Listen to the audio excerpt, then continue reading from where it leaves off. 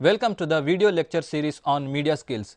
This series is produced under the grants provided by Department of Information and Public Relations, Government of Karnataka in association with Department of Journalism and Mass Communication, Karnataka State Akkamahadevi Women's University, Vijayapura. Today we have with us Dr. Vahini. She will be delivering a lecture on the topic presentation skills.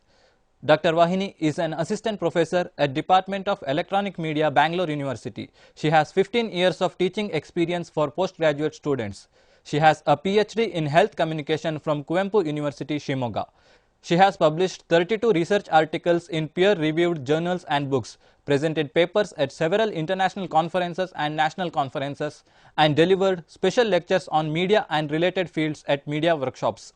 Dr. Vahini has also produced 5 science documentaries that were screened in the National Documentary Film Festivals, contributed to MOOC chapters on media research, presented e-contents and video lectures, delivered radio talks and produced programs for community radio, and have undertaken a minor research project. Vahini's specialized areas of teaching are health communication, development communication, communication research and visual communication. Now, I welcome Dr. Vahini to deliver a lecture on presentation skills. Thank you. ನಮಸ್ಕಾರ. ನಾನು doctor Vahini, assistant professor in department of electronic media, Bangalore university. ಇವತ್ತು communication skills ಬಗ್ಗೆ ತಿಳಿದುಕೊಳ್ಳೋಣ. Communication is the key to achieve all our goals. ಪ್ರತಿ ಹಂತದಲ್ಲೂ ಕೂಡ ಪ್ರತಿಯೊಬ್ಬ ಮನುಷ್ಯನು ಒಂದಲ್ಲ ಒಂದು ರೀತಿಯ ಸಂವಹನದಲ್ಲಿ ತೊಡಗಿಕೊಂಡಿರ್ತಾನೆ. ತನ್ನೊಳಗೆ ತಾನು ಮಾತಾಡೋದಿರ್ಬೋದು ಅಥವಾ ಉಳಿದವರ ಜೊತೆಗೆ ಚರ್ಚೆ ಮಾಡೋದಿರ್ಬೋದು.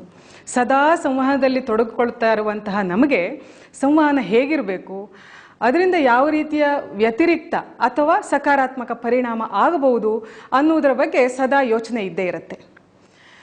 ಸಂವಹನ ಎನ್ನುವುದು ಕಲೆ.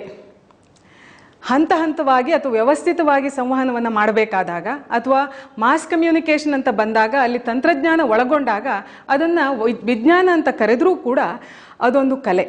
ಹಾಗಾಗಿ ವ್ಯಕ್ತಿಯಿಂದ ವ್ಯಕ್ತಿಗೆ ಯಾವುದೇ ವಿಚಾರವನ್ನು ವ್ಯಕ್ತಪಡಿಸುವಂತಹ ರೀತಿ, ಹಾಗೆ ಆ ವಿಚಾರವನ್ನು ಅರ್ಥೈಸಿಕೊಳ್ಳುವಂತಹ ರೀತಿ ಬದಲಾಗಿರುತ್ತೆ. The basic building block of communication is feeling that every human being is unique and of value. ಅಂದರೆ ಪ್ರತಿಯೊಬ್ಬ ವ್ಯಕ್ತಿಯೂ ಕೂಡ ಅವರದೇ ಆದಂತಹ ನೆಲೆಯಲ್ಲಿ ವಿಶಿಷ್ಟವಾಗಿರ್ತಾರೆ, ಹಾಗೆ ಅವರದೇ ಆದಂತಹ ಮೌಲ್ಯಗಳನ್ನು ರೂಪಿಸಿಕೊಂಡು ವ್ಯವಹರಿಸ್ತಾ ಇರ್ತಾರೆ. So ability to speak in particular language and communicating effectively are two different things. ನಮಗೆ ಬಹಳ ಭಾಷೆಯಲ್ಲಿ ಪಾಂಡಿತ್ಯ ಇದೆ, ಹಾಗೆಂದ ತಕ್ಷಣ ನಾವು ಪರಿಣಾಮಕಾರಿ ಸಂವಹನಕಾರರಾಗಬೇಕಾಗಿಲ್ಲ. ಅದೆರಡೂ ಕೂಡ ಬೇರೆ ಬೇರೆ ವಿಚಾರ. ಭಾಷೆಯಲ್ಲಿ ಪ್ರೌಢಿಮೆ ಇದ್ದರೂ ಕೂಡ ಅಥವಾ ಪಾಂಡಿತ್ಯ ಇದ್ದರೂ ಕೂಡ ಕೆಲವೊಮ್ಮೆ ನಮಗೆ ಹೇಳಬೇಕಾದಂಥ ವಿಚಾರವನ್ನು ವ್ಯವಸ್ಥಿತವಾಗಿ ಸರಿಯಾದ ರೀತಿಯಲ್ಲಿ ಹೇಳಲಿಕ್ಕೆ ಆಗದೇ ಇರಬಹುದು. ಹಾಗಾಗಿ you will always have a better chance for success if you can communicate better. ಭಾಷೆ ಪ್ರೌಢಿಮೆ ಇದ್ದಾಗಲೂ ಕೂಡ ಸಂವಹನವನ್ನು ತುಂಬ ಚೆನ್ನಾಗಿ ಮಾಡಲಿಕ್ಕೆ ನೀವು ಬಲ್ಲವರಾಗಿದ್ದರೆ ನೀವು ಯಶಸ್ಸಿಗೆ ಒಂದು ಅವಕಾಶವನ್ನು ಹೆಚ್ಚಾಗಿ ಗಿಟ್ಟಿಸಿಕೊಂಡ್ರಿ ಅಂತ ಲೆಕ್ಕ. ನಮಗೆ ಬಹಳ ಒಳ್ಳೆಯ ಐಡಿಯಾಸ್ ಇದೆ. We have wonderful ideas, but we may not be able to express it. Words have power.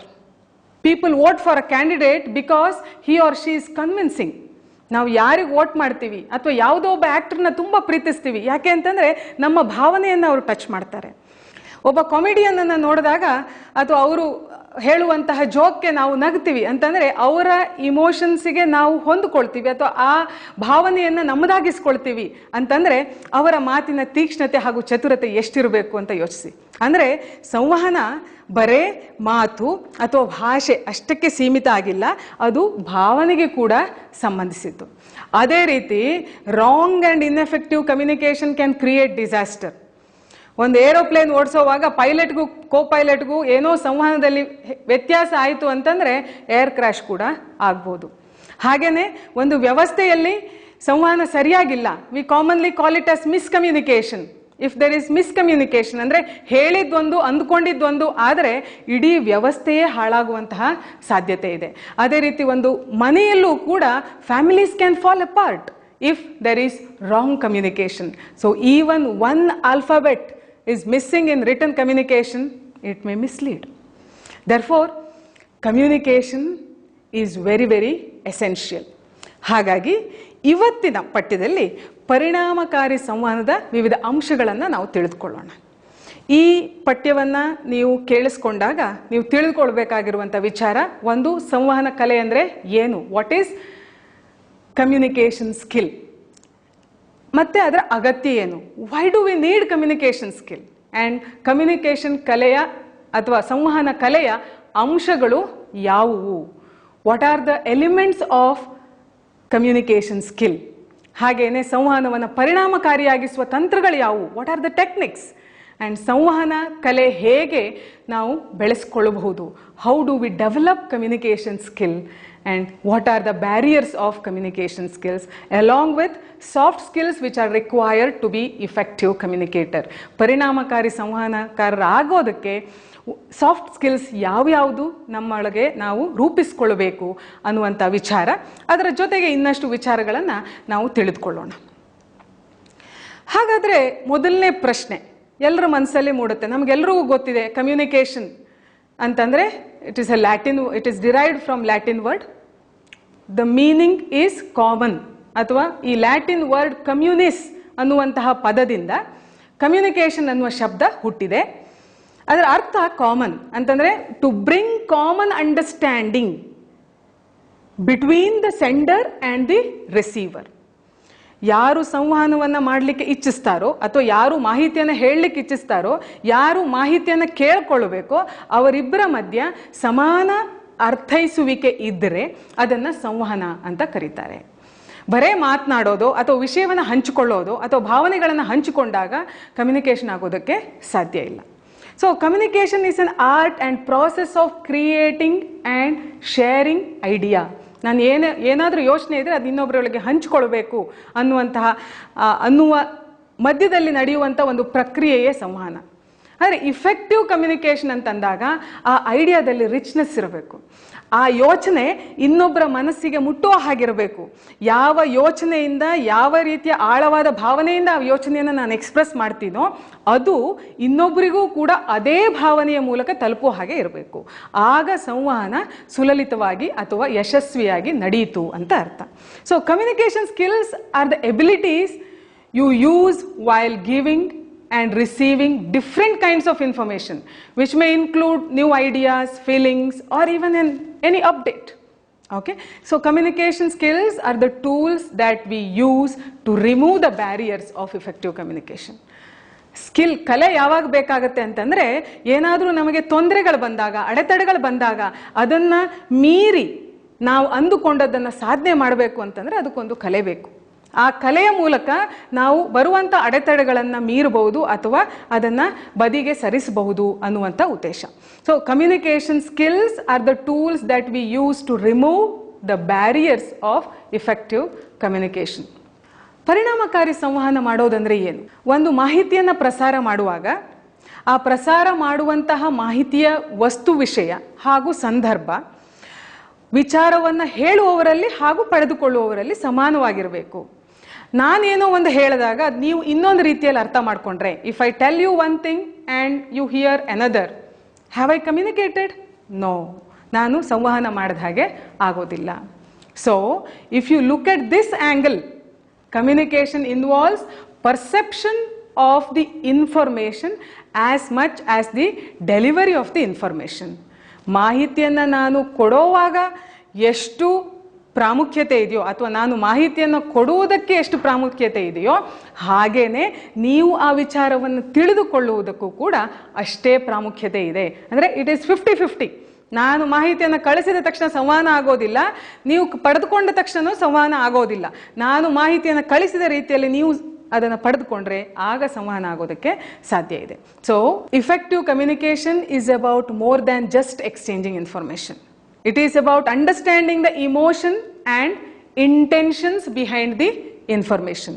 ನಮ್ಮ ಉದ್ದೇಶ ಏನು, ಅದರ ಹಿಂದಿನ ಅರ್ಥ ಏನು, ಅದರ ಭಾವನೆ ಏನು, ಯಾವ ಭಾವನೆ ಮೂಲಕ ಮಾಹಿತಿಯನ್ನು ಹೇಳಿದ್ದಾರೆ, ಇದೆಲ್ಲವನ್ನು ಅರ್ಥ ಮಾಡಿಕೊಂಡಾಗ ಮಾತ್ರ ಸಂವಹನ ಆಗೋದಕ್ಕೆ ಸಾಧ್ಯ ಇದೆ. ಆದರೆ ಒಬ್ಬ ಒಳ್ಳೆಯ ಸಂವಹನಕಾರ ಆಗಬೇಕು ಅಂದರೂ ಕೂಡ ಒಬ್ಬ ಒಳ್ಳೆಯ ಕೇಳುಗ ಕೂಡ ಆಗಿರಬೇಕು, ಆಲಿಸಬೇಕು. ಮಾಹಿತಿಯನ್ನು ನಮ್ಮಿಂದ ಪಡೆದುಕೊಳ್ಳೋರು ಚೆನ್ನಾಗಿ ಆಲಿಸಿದರೆ, ಅಲ್ಲಿ ಯಾವುದೇ ರೀತಿಯ ಸಮಸ್ಯೆ ಆಗದೇ ಇದ್ದರೆ ಬಹುಶಃ ಒಳ್ಳೆಯ ಸಂವಹನ ನಡೆಯೋದಕ್ಕೆ ಅಥವಾ ಸಂವಹನ ಯಶಸ್ವಿಯಾಗಿ ನಡೆಯೋದಕ್ಕೆ ಸಾಧ್ಯ ಇದೆ. ಸಂವಹನ ಒಂದು ಪ್ರಕ್ರಿಯೆ. ಹೇಳಿದ ತಕ್ಷಣ ಕೇಳಿದ ತಕ್ಷಣ ಒಂದು ಸಮಾನ ಅರ್ಥ ಕಲ್ಪನೆ ಆದ ತಕ್ಷಣ ಅದು ಸಂವಹನ ಆಗತ್ತೆ ಅನ್ನೋದು ಇಲ್ಲಿವರೆಗೆ ನಾವು ತಿಳಿದುಕೊಂಡ್ವಿ. ಆದರೆ ಈ ಪ್ರಕ್ರಿಯೆಯಲ್ಲಿ ಇನ್ನೂ ಅನೇಕ ವಿಚಾರಗಳಿದೆ. ಹಂತ ಹಂತವಾಗಿ ಯೋಚನೆ ಮಾಡಿದರೆ ಸಂವಹನದಲ್ಲಿ ಎಲಿಮೆಂಟ್ಸ್ ಅನೇಕ ಇದೆ. ಒಂದು ಸೋರ್ಸ್, ಮೂಲ ಏನು, ಸಂವಹನದ ಮೂಲ ಸೋರ್ಸ್. ನೆಕ್ಸ್ಟ್ ಮೆಸೇಜ್, ಸಂದೇಶ, ಯಾವ ಮಾಹಿತಿಯನ್ನು ನಾವು ಕೊಡಬೇಕು ಅಂದ್ಕೊಂಡಿದ್ದೀವೋ ಆ ಮೆಸೇಜ್. ನೆಕ್ಸ್ಟ್ ಎನ್ಕೋಡಿಂಗ್ ಅಂದರೆ ಚಾನಲ್ಗೆ ತಕ್ಕ ಹಾಗೆ ಅಥವಾ ಆ ಮಾಹಿತಿಗೆ ಯಾವ ರೂಪವನ್ನು ನಾವು ಕಲ್ಪಿಸ್ತೀವಿ ಅನ್ನೋದು ಎನ್ಕೋಡಿಂಗ್ ಆದರೆ next channel. Next decoding, receiver, feedback and context. So ಇದಿಷ್ಟು ಅಂಶಗಳನ್ನು ಸಂವಹನ ಹೊಂದಿದೆ. Source, message, encoding, channel, decoding, receiver, feedback and context. So source of the communication is always a sender. ನಾವು ಯಾರು ಮಾಹಿತಿಯನ್ನು ಕಳಿಸ್ಬೇಕು ಅಂದ್ಕೊಂಡಿರ್ತೀವೋ ಅವರು ಸೆಂಡರ್ ಆಗ್ತಾರೆ. ಫಾರ್ ಎಕ್ಸಾಂಪಲ್, ನೀವು ಈಗ ಸೋರ್ಸ್ ಅಥವಾ ಸೆಂಡರ್ ಅಂತ ಭಾವಿಸಿ. ಒಬ್ಬ ಒಳ್ಳೆಯ ಸೆಂಡರ್ ಆಗಬೇಕಿದ್ರೆ ಯಾವ ಸಂದೇಶವನ್ನು ಕಳುಹಿಸ್ತಾ ಇದ್ದೀರಾ ಅನ್ನೋದರ ಕುರಿತು ಸ್ಪಷ್ಟ ಕಲ್ಪನೆ ಇರಬೇಕು. ಯಾವ ಮಾಹಿತಿ ನೀಡ್ತಾ ಇದ್ದೀರಾ, ಯಾಕೆ ನೀಡ್ತಾ ಇದ್ದೀರಾ, ಅದರ ಫಲಿತಾಂಶದ ಕುರಿತು ನಿಮ್ಮ ನಿರೀಕ್ಷೆ ಏನು ಎಂಬುದರ ಬಗ್ಗೆ ಸ್ಪಷ್ಟ ಪರಿಕಲ್ಪನೆ ಇದ್ದರೆ ನೀವು ಒಳ್ಳೆಯ ಸೆಂಡರ್ ಆಗೋದಕ್ಕೆ ಸಾಧ್ಯ ಇದೆ. Next message. So it is an information that you want to communicate. Without the message there is no cause for the communication. Okay, ನೀವು ಹಂಚಿಕೊಳ್ಳಬೇಕಾದ ಮಾಹಿತಿಯನ್ನು ಸಮರೈಸ್ ಮಾಡೋದಕ್ಕೆ ಆದರೆ ನೀವು ಸ್ಪಷ್ಟವಾಗಿ ಸಂವಹನ ಮಾಡೋದಕ್ಕೆ ಆಗುತ್ತೆ. ಸೊ ಹಾಗೆ ಆ ಸಂದೇಶವನ್ನು ಎಷ್ಟರ ಮಟ್ಟಿಗೆ ಹೇಳಬೇಕು, ಯಾವ ರೀತಿಯಲ್ಲಿ ಹೇಳಬೇಕು, ಅದೆಲ್ಲವೂ ಕೂಡ ನಾವು ನಮ್ಮ ಮನಸ್ಸಿನಲ್ಲೇ ಯೋಚನೆ ಮಾಡಿ ನಾವು ಹೇಳ್ತೀವಿ. Okay, next stage is encoding. ಇದು third element of communication process. So ಮೊದಲನೇದಾಗಿ ಮೆಸೇಜ್ ಅಂದರೆ ಏನು ಅಂತ ಅರ್ಥ ಮಾಡ್ಕೊಂಡ್ವಿ, ಸೋರ್ಸ್ ಅಂದರೆ ಏನು ಅಂತ ಅರ್ಥ ಮಾಡ್ಕೊಂಡ್ವಿ. ಮೂರನೆಯ ಅಂಶ encoding. It is a process of taking your message and transferring it into the format that you can be shared with another party. Okay, ಯಾವ ಮಾದರಿಯಲ್ಲಿ ನನ್ನ ಮಾಹಿತಿಯನ್ನು ರೂಪಿಸಬೇಕು. It has to be sent in the format that receiver can decode. ನಾನು ಕಳಿಸುವ ಮಾಹಿತಿ ಯಾವ ಉದ್ದೇಶದಿಂದ ಕಳಿಸಿರ್ತೀನಿ, ಯಾರಿಗಾಗಿ ಮಾಹಿತಿಯನ್ನು ಕಳಿಸಿರ್ತೀನೋ ಅವರು ಆ ಮಾಹಿತಿಯನ್ನು ಅರ್ಥ ಮಾಡ್ಕೊಳ್ಬೇಕು ಅಂತ. ಹಾಗಾಗಿ ಎನ್ಕೋಡ್ ಮಾಡುವಾಗ ಯಾರಿಗೆ ಮಾಹಿತಿಯನ್ನು ನೀಡುತ್ತಿದ್ದೇವೆ ಅವರು ಆ ಮಾಹಿತಿಯನ್ನು ಡಿಕೋಡ್ ಮಾಡಬಹುದೇ, ಡಿಕೋಡ್ ಮಾಡಲಿಕ್ಕೆ ಬೇಕಾಗುವಂಥ ಅವಶ್ಯಕತೆಗಳೇನು ಎಂಬುದನ್ನು ನಾವು ತಿಳಿದುಕೊಳ್ಬೇಕು. ಫಾರ್ ಎಕ್ಸಾಂಪಲ್, ನಾನು ಯಾವುದೋ ಒಂದು ಮಾಹಿತಿಯನ್ನು ಇಮೇಲ್ ಮೂಲಕ ರವಾನೆ ಮಾಡ್ತೀನಿ. ಓಕೆ, ಇಮೇಲ್ ಮೂಲಕ ರವಾನೆ ಮಾಡುವಾಗ ನಾನು ಈ ಕ್ಷಣಕ್ಕೆ ಮಾಹಿತಿಯನ್ನು ಯಾರಿಗಾಗಿ ಕಳಿಸಿರ್ತೇನೋ ಅವರು ಇಂಟರ್ನೆಟ್ ಇಲ್ಲದ ಜಾಗದಲ್ಲಿ ಇದ್ದಾರೆ. ಆಗ ಮಾಹಿತಿಯನ್ನು ಡಿಕೋಡ್ ಮಾಡೋದಕ್ಕೆ ಸಾಧ್ಯನಾ ಅವರಿಗೆ? ಸೊ ಹಾಗಾಗಿ ಅದರ ಅವಶ್ಯಕತೆಗಳು ಏನು ಅನ್ನೋದನ್ನು ತಿಳಿದುಕೊಳ್ಬೇಕು. ಅಂಥ ಸಂದರ್ಭದಲ್ಲಿ ನಾನು ಹೇಗೆ ಎನ್ಕೋಡ್ ಮಾಡಬೇಕು? ಮೊಬೈಲ್ ಮೂಲಕ, ಮೊಬೈಲ್ ನೆಟ್ವರ್ಕ್ ಇದ್ರೆ ಮೊಬೈಲ್ ಮೂಲಕ ಹೇಳ್ಬೋದು, ಅಥವಾ ಬೇರೆ ಯಾವುದೋ ದಾರಿಯನ್ನು ನೋಡಿಕೊಂಡು ನಾನು ಮಾಹಿತಿಯನ್ನು ಕಳಿಸ್ಬೇಕಾಗತ್ತೆ. ಅದರ ಜೊತೆಗೆ ಎಷ್ಟು ಮಾಹಿತಿಯನ್ನು ಹಂಚ್ಕೊಳ್ಬೇಕು, ನೀವು ಅಂದುಕೊಂಡಿರುವುದು ಸರಿಯಾಗಿದೆಯಾ, ನಾವು ಬಳಸಿರುವಂತಹ ಎನ್ಕೋಡಿಂಗ್ ಮೆಥಡ್ ಸಮರ್ಪಕವಾಗಿದೆಯೇ, ಹಾಗೆ ಅದರ ಜೊತೆಗೆ ಸಂಸ್ಕೃತಿ, ಪರಿಸರ, ಭಾಷೆ ಇಂಥದ್ದೆಲ್ಲ ಏನಾದರೂ ವ್ಯತ್ಯಾಸ ಇದೆಯಾ, ಇವೆಲ್ಲ ವಿಚಾರವನ್ನು ನಾವು ಎನ್ಕೋಡ್ ಮಾಡುವಾಗ ಖಾತ್ರಿ ಮಾಡ್ಕೊಳ್ಬೇಕು. ಈಗ ನಾನು ಇವತ್ತಿನ ಪಠ್ಯದಲ್ಲಿ if I start talking to you in Hindi or if I start talking to in some other language, ಯಾವುದೋ ಚೈನೀಸೋ ಇನ್ನೊಂದೋ ಯಾವುದೋ ಭಾಷೆಯಲ್ಲಿ ಮಾತಾಡಿದರೆ ನೀವು ಕನ್ನಡದಲ್ಲಿ ಪಾಠ ಕೇಳಬೇಕು ಅಂತ ಅಂದುಕೊಂಡು ನನ್ನ ಮಾಹಿತಿಯನ್ನು ನನ್ನ ವಿಡಿಯೋವನ್ನು ನೋಡ್ತಾ ಇದ್ರೆ ಅದು ನಿಮಗೆ ರೀಚ್ ಆಗೋದಕ್ಕೆ ಸಾಧ್ಯ ಇಲ್ಲ. ಹಾಗಾಗಿ ಎನ್ಕೋಡ್ ಮಾಡುವಾಗ ಯಾವ ಭಾಷೆಯಲ್ಲಿ ನಾನು ಮಾತಾಡಬೇಕು ಅನ್ನೋದರ ಬಗ್ಗೆ ಸ್ಪಷ್ಟತೆ ಇರಬೇಕು. ಯಾರೊಂದಿಗೆ ಮಾತಾಡ್ತಾ ಇದ್ದೇನೆ, ಅವರ ಅರ್ಥೈಸಿಕೊಳ್ಳುವಂತಹ ಲೆವೆಲ್ ಏನು, ಅವರ ಪ್ರಬುದ್ಧತೆ ಏನು, ಎಷ್ಟು ಮಟ್ಟಿಗೆ ಅವರು ಅರ್ಥೈಸ್ಕೊಳ್ಳಬಹುದು, ಅಥವಾ ಯಾವ ಉದ್ದೇಶಕ್ಕಾಗಿ ಈ ವಿಡಿಯೋವನ್ನು ನೋಡ್ತಾ ಇದ್ದಾರೆ ಅನ್ನೋದನ್ನು ಅರ್ಥ ಮಾಡಿಕೊಂಡಾಗ ನಾನು ಯಾವುದೇ ವಿಚಾರವನ್ನು ಸರಿಯಾಗಿ ಎನ್ಕೋಡ್ ಮಾಡೋದಕ್ಕೆ ಸಾಧ್ಯ. ಹಾಗಾಗಿ ಆಡಿಯನ್ಸ್ ಯಾರು ಎಂಬುದನ್ನು ತಿಳಿದುಕೊಳ್ಳಬೇಕಾಗಿರೋದು ಯಾವುದೇ ಒಬ್ಬ ಒಳ್ಳೆಯ ಸಂವಹನಕಾರ ಮಾಡಬೇಕಾಗಿರುವಂಥ ಮೊದಲನೇ ಕೆಲಸ. ಅಲ್ಲದೆ ಅವರಿಗೆ ಎಷ್ಟು ಭಾಷೆ ತಿಳಿದಿದೆ, ಅವರ ಸಂಸ್ಕೃತಿ ಏನು, ಅವರ ಪರಿಸರ ಯಾವ ರೀತಿಯ ಪರಿಸರದಿಂದ ಬಂದಿದ್ದಾರೆ, ಇದೆಲ್ಲವನ್ನ ಯೋಚಿಸಿ ಅವರು ಬಳಸುವ ಭಾಷೆಯಲ್ಲಿ ಅವರು ಇರುವಂಥ ಸಂದರ್ಭಕ್ಕನುಸಾರವಾಗಿ ನಾವು ನಮ್ಮ ಮಾಹಿತಿಗೆ ಒಂದು ರೂಪವನ್ನು ಕೊಟ್ಟಿದ್ದಾದರೆ ಅದು ಸರಿಯಾದ ಎನ್ಕೋಡಿಂಗ್. ಇದರ ಜೊತೆಗೆ ನಾವು ಎನ್ಕೋಡ್ ಮಾಡುವಾಗ ಯಾವ ಚಾನೆಲ್ ಮೂಲಕ, ಯಾವ ಮಾಧ್ಯಮದ ಮೂಲಕ ಮಾಹಿತಿಯನ್ನು ಕಳಿಸ್ತೇವೆ ಅನ್ನೋದನ್ನು ಕೂಡ ಗಮನದಲ್ಲಿ ಇರಬೇಕು. ಎಲ್ಲ ಮಾಧ್ಯಮದ ಮೂಲಕ ಎಲ್ಲ ಮಾಹಿತಿಯನ್ನು ಕಳಿಸೋದಕ್ಕಾಗೋದಿಲ್ಲ. ಕ್ವಾಂಟಿಟಿ ಆಫ್ ದ ಕಂಟೆಂಟ್, ಎಷ್ಟಿರಬೇಕು ಮಾಹಿತಿ ಅನ್ನೋದು ಕೂಡ ನಾವು ಕಳಿಸುವಂಥ ಮಾಧ್ಯಮದ ಮೇಲೆ ಇರುತ್ತೆ. ಈಗ ಒಂದು ಟೆಲಿಗ್ರಾಮ್, ಈಗ ಆ ಕಾನ್ಸೆಪ್ಟ್ ಇಲ್ಲ, ಆದರೂ ಕೂಡ ಟೆಲಿಗ್ರಾಮ್ ಕಳಿಸೋವಾಗ ಕೆಲವೇ ಪದಗಳಲ್ಲಿ ನಾವು ಮಾಹಿತಿಯನ್ನು ರವಾನೆ ಮಾಡಬೇಕಾಗತ್ತೆ.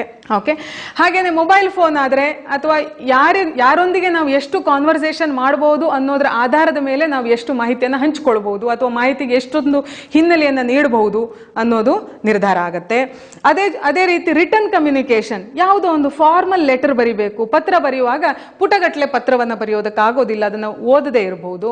ಸೊ ಸೂಚ್ಯವಾಗಿ ಯಾವ ವಿಚಾರವನ್ನು ಎಷ್ಟು ಹೇಳಬೇಕು ಅನ್ನೋದನ್ನು ಯೋಚನೆ ಮಾಡಬೇಕಾಗತ್ತೆ. ಸೊ ಇವೆಲ್ಲವೂ ಎನ್ಕೋಡಿಂಗ್ ಹಂತದಲ್ಲೇ ನಡೆಯುತ್ತೆ. ಅಂದರೆ ಚಾನಲ್ ಸ್ಪೆಸಿಫಿಕ್, ನಾನು ಪತ್ರ ಬರಿತಾ ಇದ್ದೀನ, ಇಮೇಲ್ ಬರಿತಾ ಇದ್ದೀನ, ಅಥವಾ ನಾನು ಮೊಬೈಲ್ ಮೂಲಕ ಹೇಳ್ತೀನ, ಅಥವಾ ನೇರ ಸಂವಹನದಲ್ಲಿ ನಮ್ಗೆ ಅವ್ರು ಲಭ್ಯ ಇದ್ದಾರೋ, ಅಥವಾ ಗುಂಪು ಸಂವಹನದಲ್ಲಿ ಹೇಳ್ತಾ ಇದ್ದೀನ, ಅಥವಾ ಮಾಸ್ ಮೀಡಿಯಾ ಆದರೆ ಅರ್ಧ ಗಂಟೆಯಲ್ಲಿ ಹೇಳಬೇಕಾ, 10 ನಿಮಿಷದಲ್ಲಿ ಮಾಹಿತಿಯನ್ನು ಹೇಳಬೇಕಾ. ಸೊ ಹೀಗೆ ಯಾವ ಮಾಧ್ಯಮದ ಮೂಲಕ ನಾವು ಮಾಹಿತಿಯನ್ನು ರವಾನೆ ಮಾಡ್ತೀವೋ ಅದರ ಆಧಾರದ ಮೇಲೆ ನಾವು ಸಂವಹನವನ್ನು ರೂಪಿಸಬೇಕಾದಂಥ ಅಗತ್ಯ ಇದೆ. So next element, that is fourth element of communication, is channel. Okay, so it is a method that you use to convey the message. So channel may be face-to-face communication, it may be video conferencing, mobile calling, written communication like email or memo, or any other mass communication technology. So each channel has its own advantage and disadvantage. ಕೆಲವೊಂದು ಮಾಹಿತಿಯನ್ನು mobile ಮೂಲಕ ಅಥವಾ email ಮೂಲಕ ರವಾನೆ ಮಾಡಿದರೆ ಪರಿಣಾಮಕಾರಿ ಆಗಲಾರದು, ಬದಲಾಗಿ ಮುಖಾಮುಖಿಯಾಗಿಯೇ ಹೇಳಬೇಕಾಗತ್ತೆ. So ಆಗ ನಾವು ಚಾನಲನ್ನು ತುಂಬ ಕೇರ್ಫುಲ್ ಆಗಿ ಸೆಲೆಕ್ಟ್ ಮಾಡ್ಕೊಳ್ಬೇಕಾದಂತಹ ಅಗತ್ಯ ಇದೆ. Next stage is decoding. So decoding ಅಂತಂದರೆ ಇಲ್ಲಿವರೆಗೆ ನೀವು ಸಂವಹನಕಾರರಾಗಿದ್ದರೆ ಇಲ್ಲಿವರೆಗೆ ನಿಮ್ಮ ಹಿಡಿತದಲ್ಲಿ ಸಂವಹನ ಇದೆ, ಆದರೆ ಇಲ್ಲಿಂದ ನಂತರ ನಿಮ್ಮ ಹಿಡಿತದಲ್ಲಿಲ್ಲ. ಆದರೆ ಇಲ್ಲಿಂದ ನಂತರ ಆಗುವಂಥ ಎಲ್ಲ ಕಾರ್ಯಗಳು ನೀವು ಎಷ್ಟು ಪರಿಣಾಮಕಾರಿಯಾಗಿ ವಿಚಾರವನ್ನು ಮಂಡಿಸಿದ್ರಿ ಅನ್ನೋದ್ರ ಮೇಲೆ ಇರುತ್ತೆ. So it is a process of receiving information accurately. ನಾವು ಮಾಹಿತಿಯನ್ನು ಹೇಗೆ ಸ್ವೀಕಾರ ಮಾಡ್ತೀವಿ, ಯಾರೋ ನಮಗೆ ಮಾಹಿತಿಯನ್ನು ಹೇಳಿದ್ದಾರೆ, ಅದನ್ನ ಹೇಗೆ ನಾನು ಸ್ವೀಕಾರ ಮಾಡಿದ್ದೀನಿ ಅನ್ನೋದು decoding. So it requires that your audience has the means to understand the information you are sharing. Okay, ನೀವು ಕಳಿಸಿರುವಂಥ ಮಾಹಿತಿಯನ್ನು ಪಡೆದುಕೊಳ್ಳುವಂಥ ಎಲ್ಲ ವ್ಯವಸ್ಥೆ ಪಡೆದುಕೊಳ್ಳುವವರಿಗೆ ಇದ್ದಾಗ, ಆಡಿಯನ್ಸಿಗೆ ಇದ್ದಾಗ ಆ ಮಾಹಿತಿ ಡಿಕೋಡ್ ಆಗುತ್ತೆ. So audience should have ability to read, comprehend, listen actively and ask clarifying questions when they need it. Okay, ಯಾವಾಗಲೂ ಕೂಡ ನಾವು ಬರವಣಿಗೆಯಲ್ಲಿ ಮಾಹಿತಿಯನ್ನು ಕಳಿಸಿದರೆ ಅವರು ಓದೋದಕ್ಕೆ ಯೋಗ್ಯರೋ, ಓದೋದಕ್ಕೆ ಅವರಿಗೆ ಸಾಧ್ಯತೆ ಇದೆಯೇ. ಆಡಿಯೋ ಮೂಲಕ ಮಾಹಿತಿಯನ್ನು ಕಳಿಸಿದಾಗ ಅವರು ಆಕ್ಟಿವ್ ಆಗಿ ಕೇಳಿಸ್ಕೊಳ್ತಾರ, ಆಕ್ಟಿವ್ ಆಗಿ ಕೇಳಿಸ್ಕೊಳ್ಳೋದಕ್ಕೆ ಏನು ಮಾಡಬೇಕು, ಹಾಗೆ ಅದರ ಜೊತೆಗೆ ಅವರು ಮಾಹಿತಿಯನ್ನು ಪಡೆದುಕೊಂಡು ನಂತರ ಅವರಿಗೆ ಅರ್ಥ ಆಗದೆ ಹೋದಲ್ಲಿ ಪ್ರಶ್ನೆ ಮಾಡೋದಕ್ಕೆ ಅವರಿಗೆ ಸಾಧ್ಯ ಇದೆಯಾ, ಈ ಎಲ್ಲ ವಿಚಾರಗಳನ್ನು ಅರ್ಥ ಮಾಡ್ಕೊಳ್ಳೋದು ಅಥವಾ ಇವೆಲ್ಲ ವಿಚಾರಗಳನ್ನು ಹೊಂದಿರೋದು decoding stage. Next, receiver. Receiver is the most important part of communication. Sender ಎಷ್ಟು ಮುಖ್ಯನೋ ರಿಸೀವರು ಅಷ್ಟೇ ಮುಖ್ಯ. ನಾವು ಯಾವುದೋ ಒಂದು ಮಾಹಿತಿಯನ್ನು ಕಳಿಸ್ತೀವಿ, ಆ ಮಾಹಿತಿ ಬೇಕಾದವರಿಗೆ ತಲುಪಲಿಲ್ಲ ಅಂತಂದರೆ ಅಲ್ಲಿ ಸಂವಹನ ಆಗೋದೇ ಇಲ್ಲ. ಸೊ ಸಂವಹನದ ಉದ್ದೇಶವೇ ಮಾಹಿತಿಯನ್ನು ಹಂಚಿಕೊಳ್ಳೋದು ಅಥವಾ ಮಾಹಿತಿಯನ್ನು ತಿಳಿಸೋದು. ಅದು ಮಾಹಿತಿ ಅಂದ್ರೆ ಭಾವನೆ ಆಗಿರ್ಬೋದು, ನಿಮ್ಮ ಯೋಚನೆ ಇರ್ಬೋದು, ನಿಮ್ಮ ಬೇರೆ ಬೇರೆ ಐಡಿಯಾಸ್ ಇರ್ಬೋದು, ನಿಮ್ಮ ಜ್ಞಾನ ಆಗಿರ್ಬೋದು, ಏನೇ ಆಗಿರ್ಬೋದು. So each receiver will be receiving the message with their own individual expectations, opinion and perspectives. ಪರಿಣಾಮಕಾರಿ ಸಂವಹನಕಾರ ಆದವರು ಈ ವಿಚಾರವನ್ನು ಸ್ಪಷ್ಟವಾಗಿ ಗಮನದಲ್ಲಿಟ್ಕೊಳ್ಬೇಕು. Individual expectations, opinions and perspectives. ಪ್ರತಿಯೊಬ್ಬರಿಗೂ ಕೂಡ ಅವರದೇ ಆದಂತಹ ಆಶಯಗಳಿರುತ್ತೆ, ಎಕ್ಸ್ಪೆಕ್ಟೇಷನ್ಸ್ ಇರುತ್ತೆ, ಹಾಗೆ ಅನಿಸಿಕೆ ಇರುತ್ತೆ, ಹಾಗೆ ಅವರದೇ ಆದ ರೀತಿಯಲ್ಲಿ ಆ ಮಾಹಿತಿಯನ್ನು ಪ್ರೋಸೆಸ್ ಮಾಡ್ತಾ ಇರ್ತಾರೆ. ಸೊ ಅವರ ವೈಯಕ್ತಿಕ ಅನುಭವ, ಆಸಕ್ತಿ ಸಹ ಪಡೆದುಕೊಳ್ಳುವ ಮೆಸೇಜ್ ಮೇಲೆ ಪರಿಣಾಮ ಬೀರುತ್ತೆ. ಆದರೆ ಪ್ರತಿಯೊಬ್ಬರಿಗಾಗಿ ನೀವು ಸಂದೇಶವನ್ನು ಪ್ರಿಪೇರ್ ಮಾಡಲಿಕ್ಕೆ ಆಗೋದಿಲ್ಲ. ಆದಾಗ್ಯೂ ಅವರ ಯೋಚನೆ ಹಾಗೂ ಅರ್ಥೈಸಿಕೊಳ್ಳುವಿಕೆಯ ಕುರಿತು ಕೂಲಂಕುಷವಾಗಿ ಮೊದಲೇ ಯೋಚಿಸಿದರೆ ನಿಮ್ಮ ಸಂವಹನ ಪರಿಣಾಮಕಾರಿ ಆಗೋದಕ್ಕೆ ಸಾಧ್ಯ. ನಂತರ ಫೀಡ್ಬ್ಯಾಕ್. ಇದು ಸಂವಹನದ ಮೂಲ ಮಂತ್ರ. ಯಾಕೆ ಅಂತಂದರೆ ಫೀಡ್ಬ್ಯಾಕ್ ಇಲ್ಲದೆ ನಮಗೆ ಸಂವಹನ ಆಗಿದೆಯೋ ಇಲ್ವೋ ಅಂತ ಗೊತ್ತೇ ಆಗೋದಿಲ್ಲ. To determine the success of communication, feedback is must. No matter any channel you have use to convey the message, you should try to get the feedback. It offers a chance to adjust your communication for the future. ಮುಂದೆ ಏನಾದರೂ ತಪ್ಪಾದರೆ ಅದನ್ನ ಸರಿ ಮಾಡ್ಕೊಳ್ಳೋದಕ್ಕೆ ಈ feedback ನಮಗೆ ಅವಕಾಶವನ್ನು ಕಲ್ಪಿಸಿಕೊಡುತ್ತೆ. It is invaluable, ಬಹಳ ಮೌಲ್ಯಯುತವಾದದ್ದು ಸಂವಹನದಲ್ಲಿ. ಓಕೆ, ನಾವು ತರಗತಿಯಲ್ಲಿ ಅಥವಾ face to face interpersonal communication, ಇನ್ನೊಬ್ಬ ವ್ಯಕ್ತಿಯ ಜೊತೆ ಮಾತನಾಡುವಾಗ ಅವರು ಮಾತಿನ ಮೂಲಕವೇ ನಮಗೆ ಫೀಡ್ಬ್ಯಾಕನ್ನು ಕೊಡಬೇಕಾಗಿಲ್ಲ. ಅವರ ಫೇಶಿಯಲ್ ಎಕ್ಸ್ಪ್ರೆಷನನ್ನು ಅರ್ಥ ಮಾಡಿಕೊಂಡ್ರೆ ನಮಗೆ ಗೊತ್ತಾಗುತ್ತೆ. ಐ ಕಾಂಟ್ಯಾಕ್ಟ್ ಮೂಲಕ ನಮಗೆ ಸಂವಹನ ಗೊತ್ತಾಗುತ್ತೆ. ಅದರ ಜೊತೆ ಅವರ ನಿಂತಿರುವ, ಕೂತಿರುವ ಶೈಲಿಯನ್ನು ನೋಡಿದರೆ ನಮಗೆ ಫೀಡ್ಬ್ಯಾಕ್ ಗೊತ್ತಿರುತ್ತೆ. ನಾನು ಮಾತಾಡ್ತಾ ಇರುವಾಗ ಅಷ್ಟೇ ಆಸಕ್ತಿಯಿಂದ ಕಣ್ಣರಳಿಸಿಕೊಂಡು ಕೇಳಿಸ್ಕೊಳ್ತಾ ಇದ್ರೆ, ತುಂಬ ಇಂಟ್ರೆಸ್ಟಿಂಗ್ ಆಗಿದೆ, ನಮ್ಮ ಮಾಹಿತಿ ಅವರಿಗೆ ಏನೋ ಅರ್ಥ ಆಗ್ತಾ ಇದೆ ಅಂತ ಗೊತ್ತಾಗುತ್ತೆ. ಅದೇ ರೀತಿ if they nod their head, ತಲೆ ಎಲ್ಲ ಆಡಿಸಿದ್ರೆ ನಮ್ಗೆ ಗೊತ್ತಾಗುತ್ತೆ, ಹೌದು, ದೇ ಅಗ್ರಿ ವಿತ್ ಅಸ್ ಅಂತ. If they say no, then we will come to know that okay, the person is not understanding ಅಥವಾ not agreeing with our point ಅಂತ ಗೊತ್ತಾಗುತ್ತೆ. ಸೊ ಹೀಗೆ ಫೇಶಿಯಲ್ ಎಕ್ಸ್ಪ್ರೆಷನ್ ಮೂಲಕ ಅಥವಾ ಕೆಲವು ಬಾಡಿ ಲ್ಯಾಂಗ್ವೇಜ್ ಮೂಲಕ ಕೂಡ ಸಂವಹನದ ಫೀಡ್ಬ್ಯಾಕ್ ಅನ್ನು ನಾವು ಪಡೆದುಕೊಳ್ಳೋದಕ್ಕೆ ಸಾಧ್ಯ ಇದೆ. ಸೊ ಈಗಂತೂ ಅನೇಕ ತಂತ್ರಜ್ಞಾನ ಬಂದಿದೆ, ದೆರ್ ಇಸ್ ಟೆಕ್ನಾಲಜಿಕಲ್ ಅಡ್ವಾನ್ಸ್ಮೆಂಟ್, ಎಲ್ಲವಕ್ಕೂ ಕೂಡ ನಮಗೆ ಫೀಡ್ಬ್ಯಾಕ್ ಅನ್ನು ಪಡೆದುಕೊಳ್ಳುವಂತಹ ಅವಕಾಶ ಇದೆ. ಆದರೆ ಒಳ್ಳೆಯ ಸಂವಹನಕಾರ ಆಗಬೇಕು ಅಂತಂದರೆ ಫೀಡ್ಬ್ಯಾಕ್ಗೆ ಯಾವತ್ತೂ ಗಮನ ಹರಿಸಬೇಕು. ಆ ಮೂಲಕ ನಮ್ಮ ಸಂವಹನವನ್ನು ಇಂಪ್ರೂವ್ ಮಾಡ್ಕೊಳ್ಳೋದಕ್ಕೆ, ಇನ್ನಷ್ಟು ಉತ್ತಮಗೊಳಿಸಿಕೊಳ್ಳೋದಕ್ಕೆ ಸಾಧ್ಯ ಇದೆ. ಸಂವಹನದ ಕೊನೆಯ ಅಂಶ ಅದು ಕಾಂಟೆಕ್ಸ್ಟ್. ಯಾಕೆ ಅಂತಂದರೆ ಸಂದರ್ಭ ಸಂವಹನವನ್ನು ಸೃಷ್ಟಿಸುತ್ತೆ, ಸಂದರ್ಭ ಸಂವಹನಕ್ಕೆ ಅರ್ಥವನ್ನು ಕಲ್ಪಿಸುತ್ತೆ, ಸಂದರ್ಭ ಎಷ್ಟು ಸಂವಹನ ಮಾಡಬೇಕು ಅನ್ನೋದನ್ನು ಹೇಳುತ್ತೆ. ಎಲ್ಲವೂ ಕೂಡ ಸಂದರ್ಭಾನುಸಾರ ನಡೆಯುತ್ತೆ. ಒಂದು ತರಗತಿಯಲ್ಲಿ ಸಂವಹನ ಮಾಡೋದಕ್ಕೋ ಅಥವಾ ಸ್ನೇಹಿತರ ಜೊತೆ ಮಾತಾಡೋದಕ್ಕೋ ಅಥವಾ ತಂದೆ ತಾಯಿ ಜೊತೆ ಮಾತಾಡೋದಕ್ಕೋ ಎಲ್ಲ ವಿಚಾರದಲ್ಲೂ ಕೂಡ ಸಂವಹನ ಬೇರೆ ಬೇರೆ ರೂಪವನ್ನು ಪಡೆದುಕೊಳ್ಳುತ್ತೆ. ಹಾಗಾಗಿ ಸಂದರ್ಭದ ಅನುಸಾರವಾಗಿ ನಾವು ಸಂವಹನವನ್ನು ರೂಪಿಸ್ಕೊಳ್ಬೇಕಾಗತ್ತೆ. ಒಂದು ಖುಷಿಯ ಸಂದರ್ಭದಲ್ಲಿ ಒಂದು ವಿಚಾರವನ್ನು ಹೇಳೋದಕ್ಕೂ, ದುಃಖದ ಸಂದರ್ಭದಲ್ಲಿ ಅದೇ ವಿಚಾರವನ್ನು ವ್ಯಕ್ತಪಡಿಸೋದಕ್ಕೂ ನಾವು ಬೇರೆ ಬೇರೆ ಶಬ್ದಗಳನ್ನು ಸೆಲೆಕ್ಟ್ ಮಾಡ್ಕೊಳ್ತೀವಿ. ಎಲ್ಲ ಸಂದರ್ಭದಲ್ಲಿ ಒಂದೇ ರೀತಿಯ ಶಬ್ದಗಳನ್ನು ಅಥವಾ ಒಂದೇ ರೀತಿಯ ವಾಕ್ಯ ರಚನೆಯನ್ನು ಮಾಡೋದಿಲ್ಲ. ಹಾಗಾಗಿ context is also very very important. To be an effective communicator, you should understand your context as well as the context of the receiver. So it is the situation in which you are communicating. It involves environment in which you and your audience are in. Relationship between you and audience and the culture. ಬೇರೆ ಬೇರೆ ಸಂದರ್ಭದಲ್ಲಿ ಬೇರೆ ಬೇರೆ ರೀತಿಯಾಗಿ ಒಂದೇ ಮಾಹಿತಿಯನ್ನು ನಾವು ರವಾನೆ ಮಾಡ್ತಾ ಇರ್ತೇವೆ. ಇಲ್ಲಿಯವರೆಗೆ ನಾವು ಸಂವಹನದ ಅಂಶಗಳನ್ನು ತಿಳಿದುಕೊಂಡ್ವಿ. ಸೊ ಸಂವಹನದ ಅಂಶಗಳು ಯಾವ್ಯಾವು ಅಂತಂದರೆ, ಒಂದು ಸೋರ್ಸ್, ದಟ್ ಈಸ್ ಸೆಂಡರ್, ಯಾರು ಮಾಹಿತಿಯನ್ನು ಕಳಿಸ್ಬೇಕು ಅವರು. ನೆಕ್ಸ್ಟ್ ಮೆಸೇಜ್, ಸಂದೇಶ, ಯಾವ ಮಾಹಿತಿಯನ್ನು ಕಳಿಸ್ಬೇಕು ಅನ್ನೋದು. ಅದಾದ ನಂತರ we will encode the message, ಸಂದೇಶಕ್ಕೆ ಒಂದು ರೂಪವನ್ನು ಕೊಡುವಂಥದ್ದು. ನಾಲ್ಕನೇದು ಚಾನಲ್, ಯಾವ ಮಾಧ್ಯಮದ ಮೂಲಕ ಮಾಹಿತಿ ರವಾನೆ ಆಗಬೇಕು ಅನ್ನೋದನ್ನು ನಿರ್ಧಾರ ಮಾಡ್ಕೊಳ್ಬೇಕು. ಚಾನಲ್ ಕೂಡ ಬಹಳ ಮುಖ್ಯ.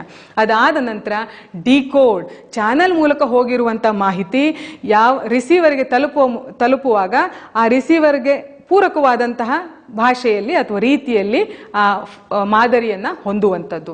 ನೆಕ್ಸ್ಟ್ ರಿಸೀವರ್, ಅದಾದ ಮೇಲೆ ಫೀಡ್ಬ್ಯಾಕ್, ದೆನ್ ಕಾಂಟೆಕ್ಸ್ಟ್. ಸೊ ಇದಿಷ್ಟು ಸಂವಹನದ ಅಂಶಗಳು.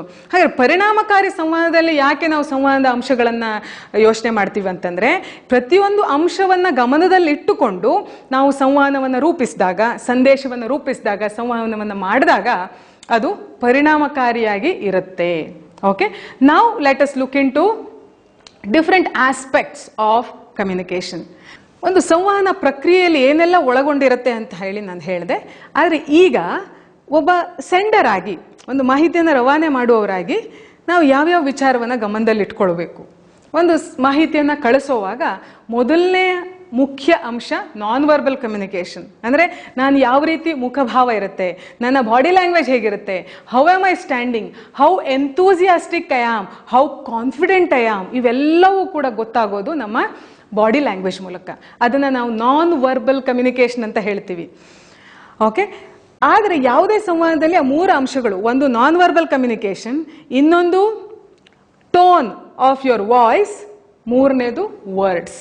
ಆದರೆ words plays least important roll.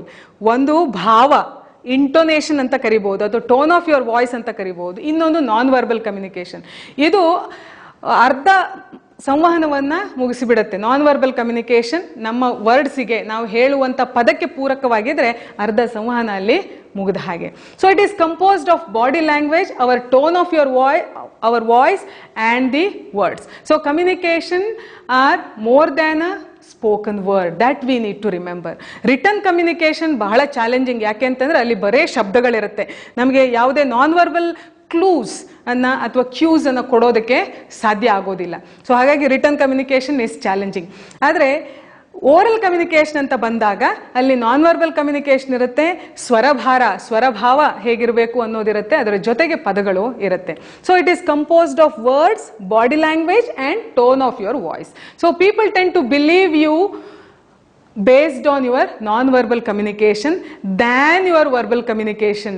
Okay, ನಾವು ಏನೋ ಒಂದು ಬೇರೆ ಬೇರೆ ಎಕ್ಸ್ಪೆರಿಮೆಂಟ್ಸ್ ಅನ್ನ ಮಾಡ್ತೀವಿ. ನಾನು ಮಾಡಿದ ಹಾಗೆ ಮಾಡಿ ಅಂತ ಹೇಳೋದು, ಅಥವಾ ಹೇಳದ ಹಾಗೆ ಹೇಳಿ ಅಂತ ಹೇಳೋದು. ನಿಮ್ಗೆ ಗೊತ್ತಾಗುತ್ತೆ, ನಾನು ರೈಟ್ ಹ್ಯಾಂಡ್ ರೈಸ್ ಮಾಡಿ ಅಂತಂದು ನಾನು ಲೆಫ್ಟ್ ಹ್ಯಾಂಡ್ ರೈಸ್ ಮಾಡಿದಾಗ ನೀವು ನನ್ನನ್ನು ನೋಡಿ ಲೆಫ್ಟ್ ಹ್ಯಾಂಡೇ ರೈಸ್ ಮಾಡ್ತೀರಾ. ಸಾಮಾನ್ಯವಾಗಿ ಅದು ಆಗುವಂಥದ್ದು. ಸೊ ಹಾಗಾಗಿ people will believe you based on your non verbal communication than your verbal communication. ಅಂದರೆ ಮುಖಭಾವ ಹೇಗಿರುತ್ತೆ ಅಥವಾ ಬಾಡಿ ಲ್ಯಾಂಗ್ವೇಜ್ ಹೇಗಿರುತ್ತೆ ಅದನ್ನು ಹೆಚ್ಚಿಗೆ ಜನ ನಂಬುತ್ತಾರೆ. So you are most believable and most effective when all 3 elements, ಯಾವುದೆಲ್ಲ 3 elements, body language, tone of your voice and words aligned, ಎಲ್ಲವೂ ಒಂದಕ್ಕೊಂದು ಪೂರಕವಾಗಿದ್ದರೆ ನಿಮ್ಮ ಸಂವಹನ ಪರಿಣಾಮಕಾರಿಯಾಗಿ ಇರುತ್ತೆ. ಓಕೆ, ಹಾಗಾದ್ರೆ ಟೋನ್ ಆಫ್ ಯುವರ್ ವಾಯ್ಸ್ ಅಂತಂದ್ರೇನು? Tone of your voice is what we use while communicating the information. So ಇದು 35 to 40% ಆಫ್ ದ ಮೆಸೇಜನ್ನು ಕಮ್ಯುನಿಕೇಟ್ ಮಾಡಿಬಿಡುತ್ತೆ. So tone involves volume we use, level and type of emotion that you communicate, and emphasis that you place on the words that you choose. ಎಷ್ಟು ಗಟ್ಟಿಯಾಗಿ ಮಾತಾಡ್ತೀರಾ, ಮತ್ತು ಯಾವ ಭಾವನೆಯೊಂದಿಗೆ ಮಾತಾಡ್ತೀರಿ, ಯಾವ ಪದದ ಮೇಲೆ ನೀವು ಸ್ಟ್ರೆಸ್ ಮಾಡಿದ್ದೀರಿ, ಯಾವ ಪದವನ್ನು ಎಂಫಸೈಸ್ ಮಾಡಿದ್ದೀರಾ ಅನ್ನೋದ್ರ ಮೇಲೆ ಸಂವಹನ ನಿಂತಿರುತ್ತೆ. Okay, so same sentence can have multiple meaning depending on which word you emphasise. ಒಂದೇ ವಾಕ್ಯಕ್ಕೆ ಬೇರೆ ಬೇರೆ ಅರ್ಥ ಇರುತ್ತೆ, ನೀವು ಯಾವ ಪದದ ಮೇಲೆ ಎಂಫಸೈಸ್ ಮಾಡಿರ್ತೀರಾ ಅಂತ. For example, I don't say he borrowed my book ಅನ್ನೋದು ಒಂದು ಪದ. ಅವರು ನನ್ನ ಪುಸ್ತಕವನ್ನು ತೆಗೆದುಕೊಂಡ್ರು ಅಂತ ಹೇಳೋದಿಲ್ಲ. ಓಕೆ, ಇದೇ ಸೆಂಟೆನ್ಸ್ ಅನ್ನ ಬೇರೆ ಬೇರೆ ಪದದ ಮೇಲೆ ನೀವು ಸ್ಟ್ರೆಸ್ ಮಾಡಿ ಹೇಳಿ. I don't say he borrowed my books, I don't say he borrowed my books, I don't say he borrowed my book. I don't say he borrowed my book. I don't say he borrowed my book. See, look at the way the emphasis moves on. Okay, ನಾವು ಯಾವ ಪದದ ಮೇಲೆ emphasise ಮಾಡ್ತೀವೋ ಅದು ಜನರ ಮನಸ್ಸಿನಲ್ಲಿ ಉಳ್ಕೊಳ್ಳುತ್ತೆ, ಅಥವಾ that draws attention of the listeners, indicating that particular word is important. ಯಾವ ಶಬ್ದ ಮುಖ್ಯ ಅನ್ನೋದು ನಾವು ಯಾವ ಪದದ ಮೇಲೆ ಎಂಫಸಿಸ್ ಮಾಡ್ತೀವಿ ಅನ್ನೋದ್ರ ಮೇಲೆ ಇರುತ್ತೆ. ಸೊ ಹೀಗೆ tone of our voice plays important role in remembering or in communicating messages. Tone of our voice ಜೊತೆಗೆ ಬಾಡಿ ಲ್ಯಾಂಗ್ವೇಜ್ ಕೂಡ ಬಹಳ ಮುಖ್ಯ. So over half of the message we are sending to others is through our non verbal communication, that is through our body language. So it includes facial expression, ಮುಖಭಾವ ಹೇಗಿರಬೇಕು, ನಮ್ಮ ಭಾವನೆಯನ್ನು ಮುಖದ ಮೂಲಕ ನಾವು ವ್ಯಕ್ತಪಡಿಸ್ತೀವಿ. ಅದು ಐ ಕಾಂಟ್ಯಾಕ್ಟ್ ಇರ್ಬೋದು, ಅಥವಾ ನಮ್ಮ ಮುಖದ ಮಸಲ್ಸನ್ನು ಉಪಯೋಗಿಸೋದ್ರ ಮೂಲಕ ನಮ್ಮ ಭಾವನೆಯನ್ನು ವ್ಯಕ್ತಪಡಿಸ್ತೀವಿ. ನಂತರ ನಾವು ಹೇಗೆ ನಿಂತುಕೊಂಡಿದ್ದೀವಿ ಅಥವಾ ಕೂತ್ಕೊಂಡಿದ್ದೀವಿ, our posture. Okay, and any other movement, I may move here and there slowly or fastly.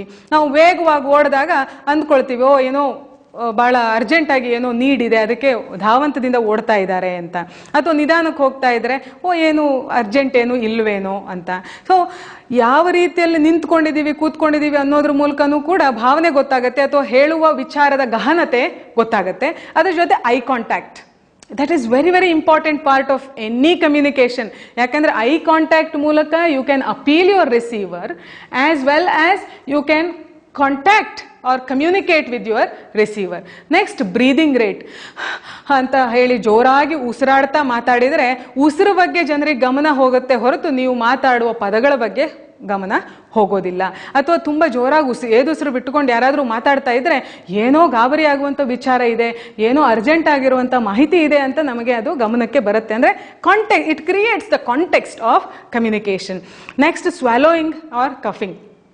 Okay, when I swallow my the saliva, ನಾವು ಎಂಜಲ್ ನುಂಗುವಾಗಲೂ ಕೂಡ ಅದಕ್ಕೆ ಒಂದಿಷ್ಟು ಸಮಯ ತಗೊಂಡ್ರೆ ಯಾರೋ ಟೆನ್ಷನ್ ಆಗಿದ್ದಾರೆ ಅಥವಾ ಇವ್ರಿಗೆ ಹೇಳೋದಕ್ಕೆ ಆಗ್ತಾ ಇಲ್ಲ ಮಾಹಿತಿ, ಈ ವಿಚಾರಗಳು ನಮ್ಮ ಗಮನಕ್ಕೆ ಬರುತ್ತೆ. ಅದಾದ ನಂತರ blushing, it is how you show your confidence through your face. ನಿಮ್ಮ ಮುಖಭಾವದಲ್ಲಿ ಗೊತ್ತಾಗುತ್ತೆ, are you happy to communicate with the person or are you hesitant to communicate with the person. ಅದ್ರ ಜೊತೆ ಫಿಜಿಂಗ್, making small movement like this. Okay, you are just tapping your fingers, so that means you may be tensed, or you may be do like this, or simply moving your hands like this. These are all small movements. Sometimes it shows our nervousness, shows that our impatient.